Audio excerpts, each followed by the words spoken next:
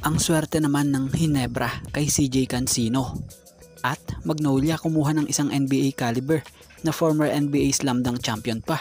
So yan nga ang dapat nyong makilala at malaman kung gaano nga ba siya kahusay.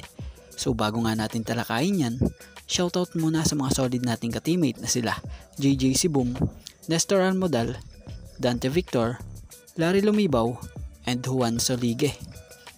So about kay CJ Cancino, alam nyo bang mapalad ang Ginebra dahil inamin ni Cancino na ang Ginebra ang isa sa pangarap niyang ring team rin na mapaglaruan sa PBA. So kung magkataon pa na kung sakaling ipik ito ng Ginebra, for sure all in ang laro nito dito sa Ginebra dahil dream team niya ito eh.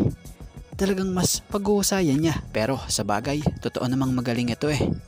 Kaya naman kaabang-abang ito kung umabot nga ba ito sa peak ng Ginebra.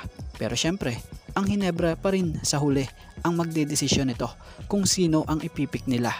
Kaya abangan na lang natin. At sa sumunod naman nating topic about dito sa NBA caliber na kinuhang import ng Magnolia para sa PBA Governors Cup. So sa mga hindi nga po nakakaalam, Magnolia Hotshots may import na sa katauhan nitong former NBA player and slam dunk champion na si Glenn Robinson III. So credit sa Essentially Sports na kung saay nakabatay sa update na to. Excited na itong si Glenn na ma-experience ang paglalaro sa Pilipinas. Sa mga hindi nakakaalam, ito ang unang pagkakataon na mag-i-import siya sa Asia at kaunahan nga dito sa Liga sa Pilipinas na PBA para sa koponan ng Magnolia. So bukod nga sa gusto niyang ma-experience ang paglalaro dito sa PBA, ay gusto niya ring maranasan ang kultura natin dito. Nabalitaan nga rin raw nitong si Glenn na ang mga Pinoy ay mahilig sa slam dunk pagdating sa basketball. Kaya naman isa ito sa kanyang plano na gawin sa paglalaro niya dito sa team ng Magnolia para sa PBA Governors Cup.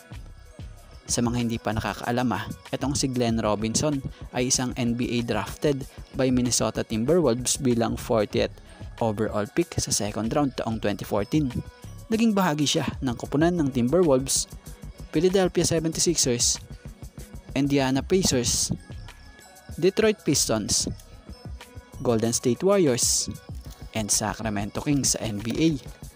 Siya nga pala, NBA Slam Dunk Champion to taong 2017 at last stint niya nga ay hindi sa NBA kundi sa NBA G League na sa koponan ng Wisconsin Herd bago ito mapunta sa team ng Magnolia bilang maging import ng mga ito sa paparating na 2024 PBA 48 season ng PBA Governors Cup.